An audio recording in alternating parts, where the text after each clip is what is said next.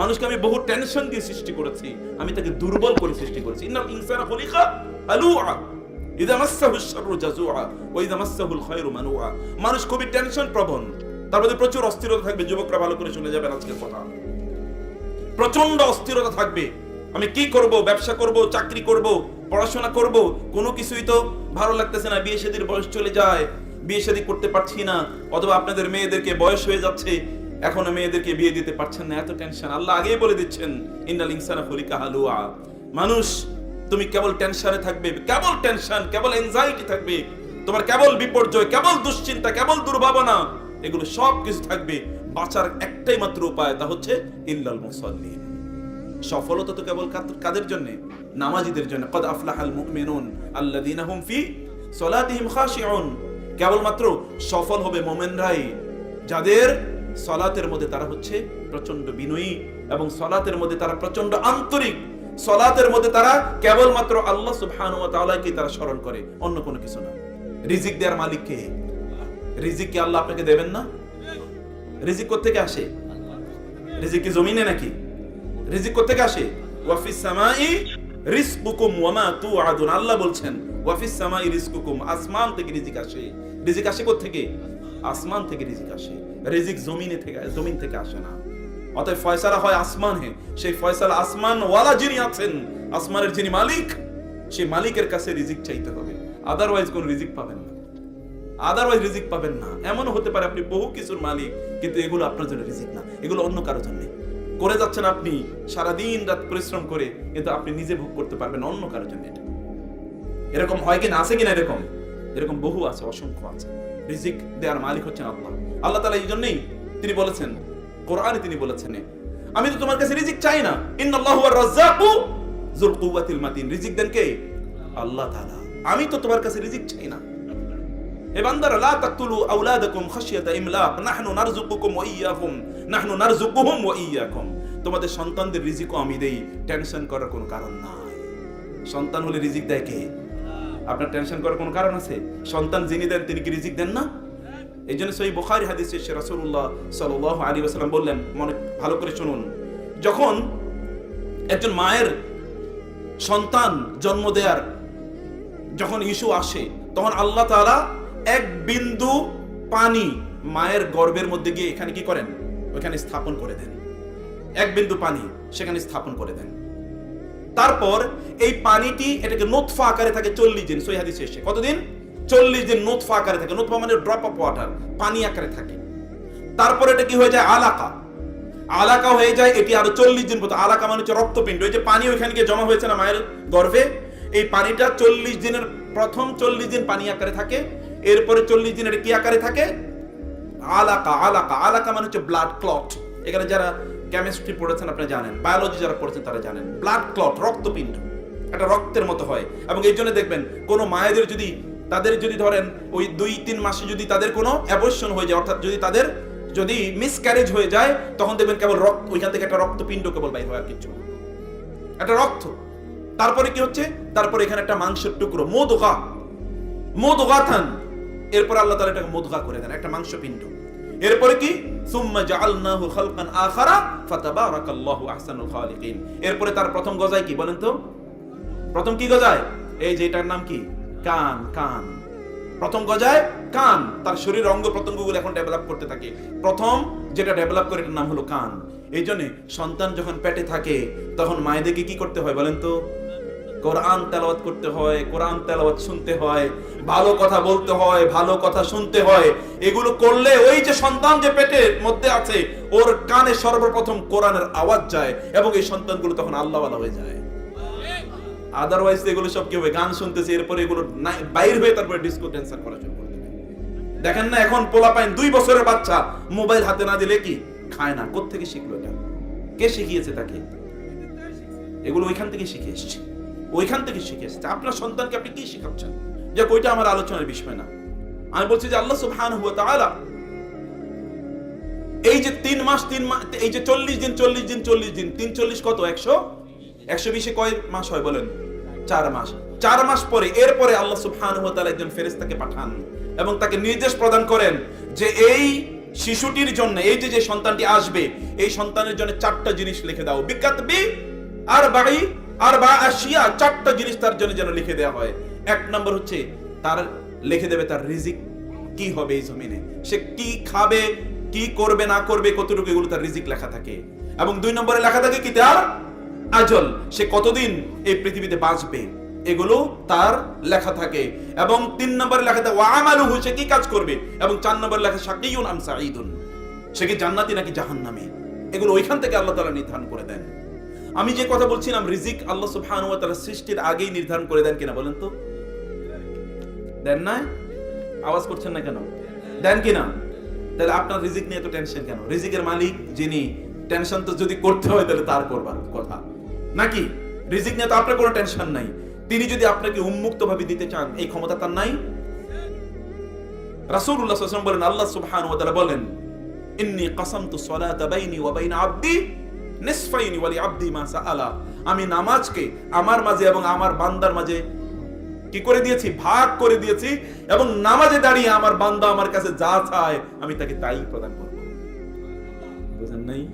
নামাজে দাঁড়িয়ে ওয়ালি আবদি মা সাআলা, এটা আল্লাহ বলছেন, আর কেউ না। পৃথিবীর যত প্রভাবশালী ব্যক্তি হোক না কেন, সে প্রভাবশালী ব্যক্তি যদি কোনো ওয়াদা করে, এই ওয়াদা মিস হওয়ার সম্ভাবনা আছে কি নাই? আছে। কিন্তু আল্লাহ ওয়াদা করলে মিস হবে নাকি? ইন্নাল্লাহা লা ইউখলিফুল মিআদ, আল্লাহ তার ওয়াদা তো ভঙ্গ করেন না। ইন্নাকা লা তুখলিফুল মিআদ, আল্লাহ তুমি তো তোমার ওয়াদা ভঙ্গ করো নাই। দাঁড়িয়ে দেখেন নামাজে, সত্যিকার অর্থে নামাজে দাঁড়িয়ে দেখেন, আল্লাহকে ভুলে যায়েন না। আল্লাহকে ভুলে গেলে দুনিয়াটা আল্লাহ তাআলা আপনার জন্য জাহান্নাম বানিয়ে দেবেন।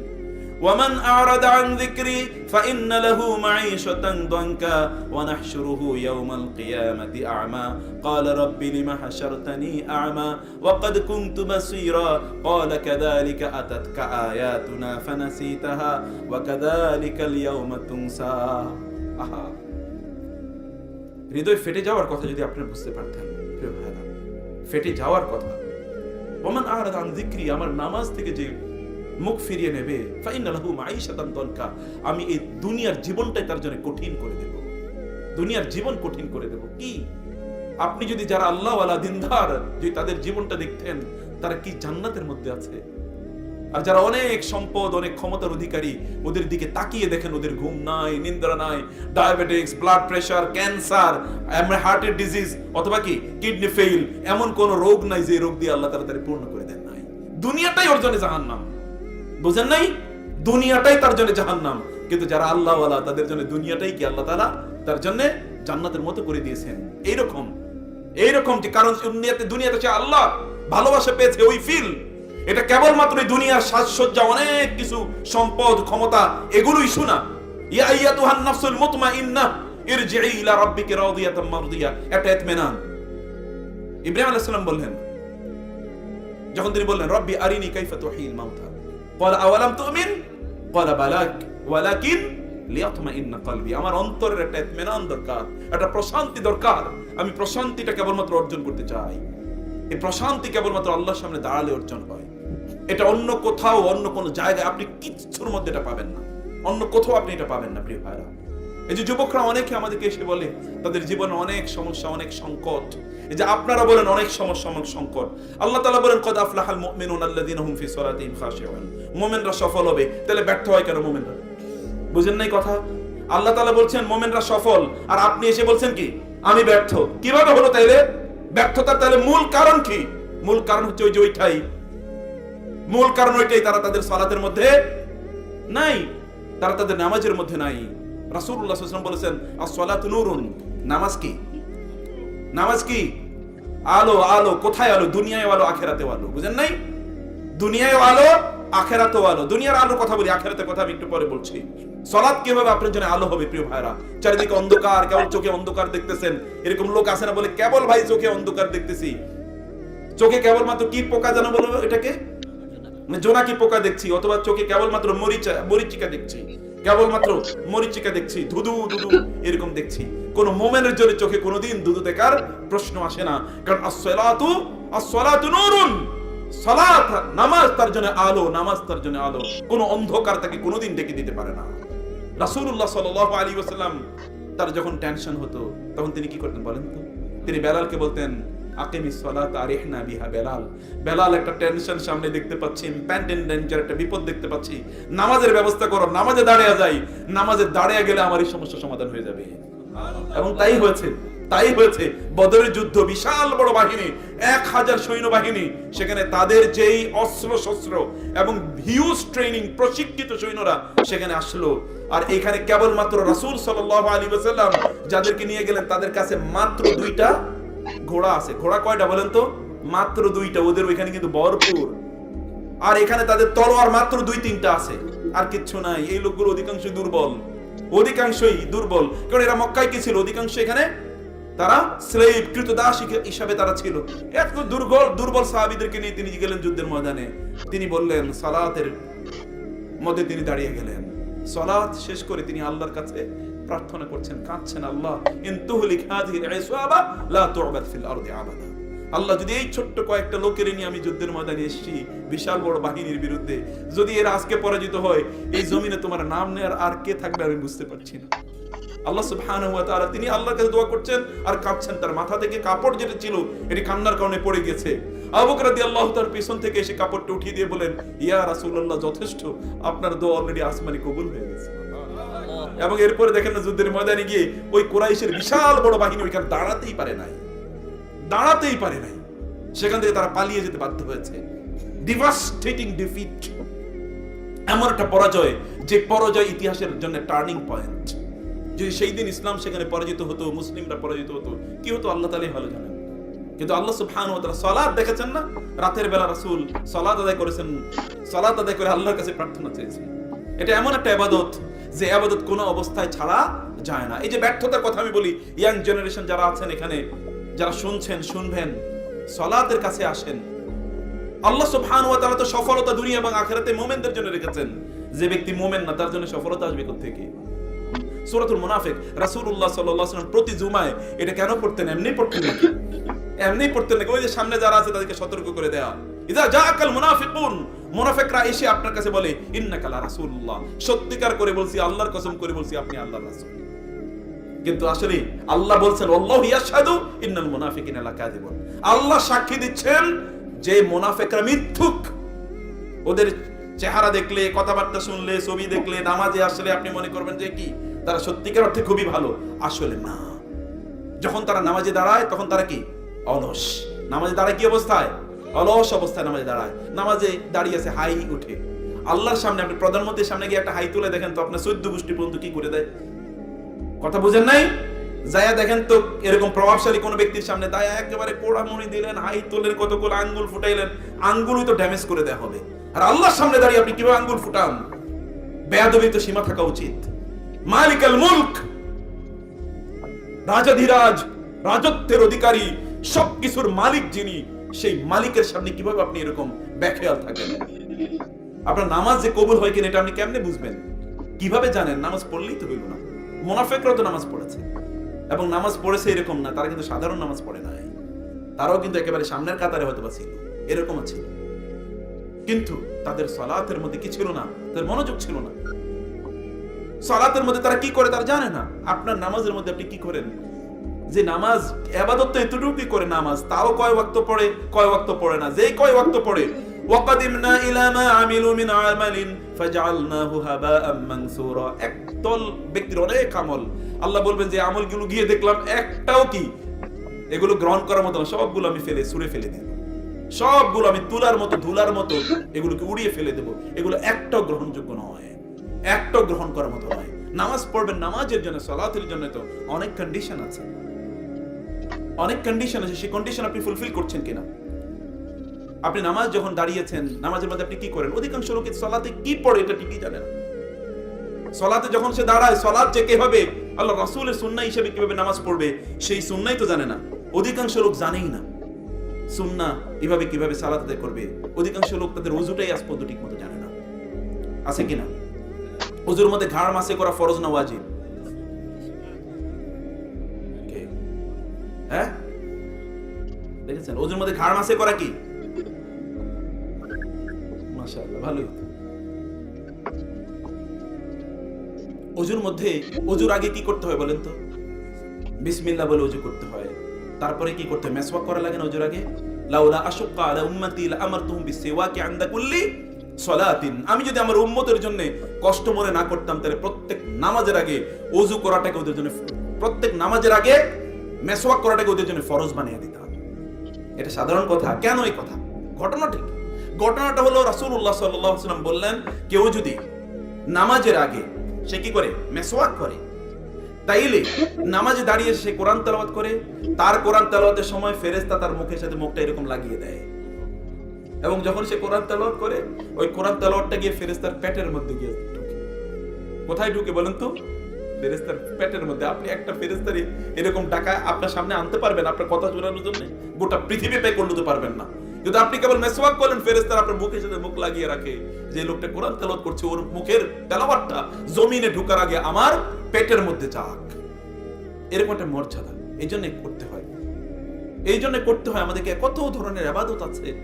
সালাতের আগে উত্তম করে যদি কোনো একজন ব্যক্তি ওযু করে, তাহলে কিয়ামতের দিনে ওযুর স্থানগুলো কি হবে? সাহাবায়ে কেরাম বলেন, ইয়া রাসূলুল্লাহ, কিয়ামতের দিন আপনি এত হাজার কোটি মানুষের সামনে আপনি কিভাবে আপনার উম্মতদের চিনবেন? তিনি কি বলেছিলেন? ওযুর স্থানগুলো থেকে কি হবে? গুররাম মুহাজ্জালিনা মিন আসারিল উযু, ওযু এর স্থানগুলো থেকে কি হবে?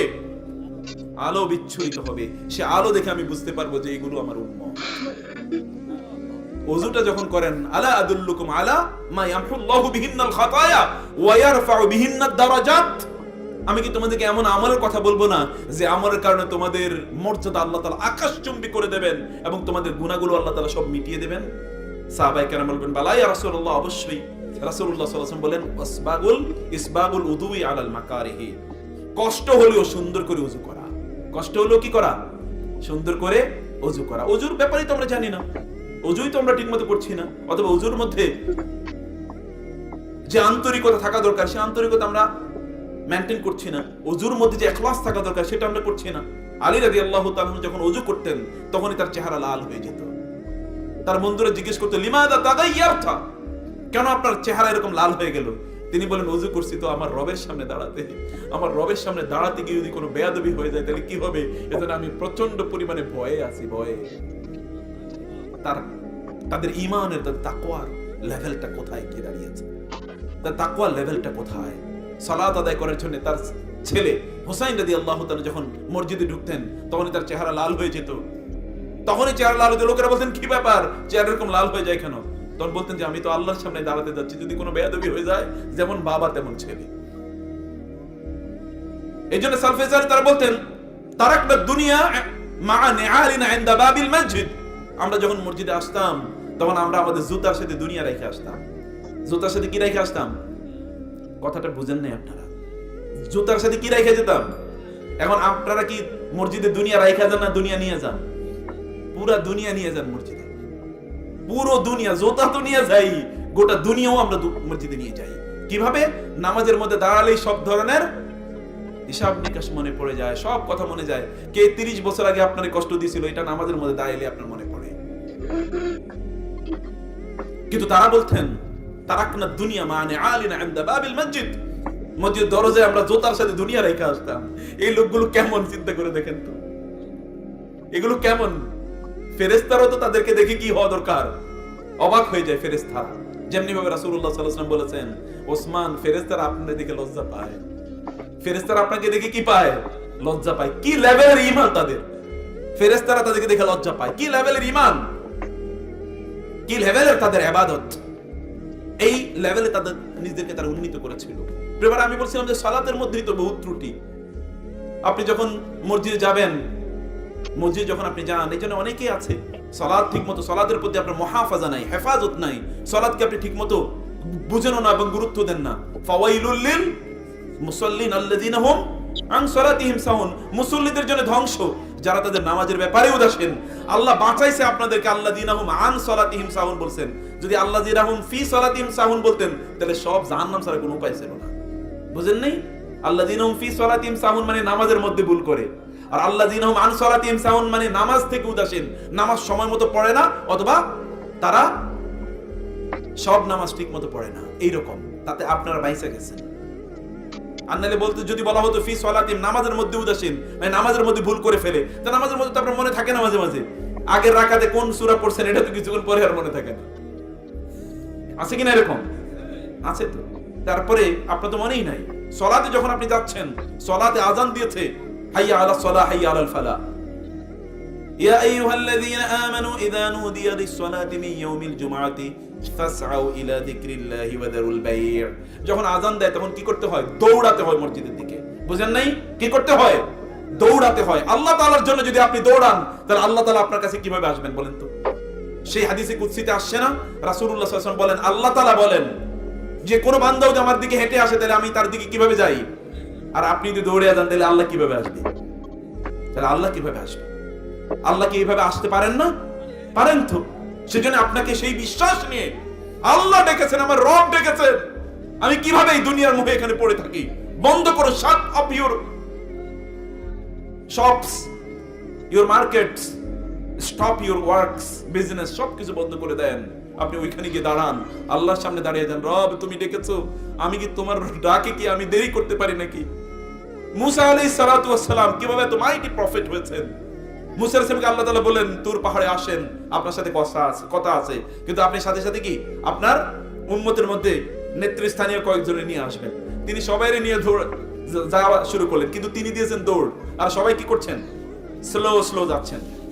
মুসা আলাইহিস সালাম একা গিয়ে সেখানে উপস্থিত। আল্লাহ তাআলা বলেন, কি ব্যাপার মুসা, আপনার সাথে লোকরা কই? আপনি একা কেন? তিনি কি উত্তর দিয়েছেন জানেন? তিনি বলেছেন, ওয়া আজিলতু ইলাইকা রাব্বি লিতারদা।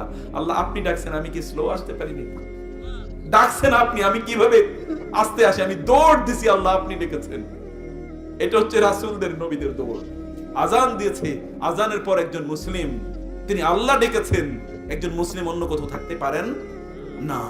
আপনি দৌড়ে এসে দেখেন আল্লাহ তাআলা কিভাবে আপনার সমস্যাগুলো সমাধান করে দেন। দৌড়ে এসে দেখেন, আল্লাহ তুমি ডেকেছো, অতএব আমার সব কিছু তোমার উপর আমি ছেড়ে দিলাম। আলাইহি তাওয়াক্কালতু ওয়া ইলাইহি উনীব। তিনি আমাকে ডেকেছেন, ইয়া আইয়ুহাল্লাযীনা আমানু ইসতাজিবু লিল্লাহি ওয়া লির-রাসূলি ইযা দাআকুম লিমা ইউহয়িকুম। তোমরা প্রকৃত জীবন পেতে চাও? তোমরা প্রকৃত জীবন পেতে চাও? আতিউল্লাহ আতিউর রাসূল। তোমরা আল্লাহকে, আল্লাহ রাসূলকে আনুগত্য করো। যারা আল্লাহ আল্লাহ রাসূলকে আনুগত্য করে, ফালা নুহইয়ান্নাহু হায়াতান তাইয়্যিবা। আপনি একটা ভালো জীবন চান তো, একটা সুখী জীবন, ভালো জীবন। আপনার বউ আপনার কথা শুনবে, আপনার ছেলেরা মেয়েরা আপনার কথা অনুসারে চলবে, আপনার ঘরের মধ্যে শান্তি থাকবে, আপনার ব্যবসা বাণিজ্য যা ধরেন সবগুলো এগুলো কি হীরার মতো, সোনার মতো হয়ে যাবে। আপনার সন্তানের দিকে তাকালে আপনার চোখটা শান্ত হয়ে যাবে, স্ত্রীর দিকে তাকালে আপনার মনটা ভালো হয়ে যাবে, স্বামীর দিকে তাকালে আপনার শান্তি তৈরি হবে, এবং আপনার ঘরের মধ্যে ঢোকার পর আপনার সকল অশান্তি দূর হয়ে যাবে। আপনি যাই করেন না কেন সব জায়গায় আপনার সফলতা। কেউ আপনাকে কষ্ট দিয়ে আপনার মনটা খারাপ করে দিতে পারে না। যদি এগুলো সব কিছু করতে চান, তাহলে আপনাকে আপনার রবকে সন্তুষ্ট রাখতে হবে। আপনার রবকে যদি আপনি সন্তুষ্ট রাখতে চান, রাখতে পারেন, তাহলে আপনাকে আল্লাহ তাআলা একটা হায়াতে তৈয়বা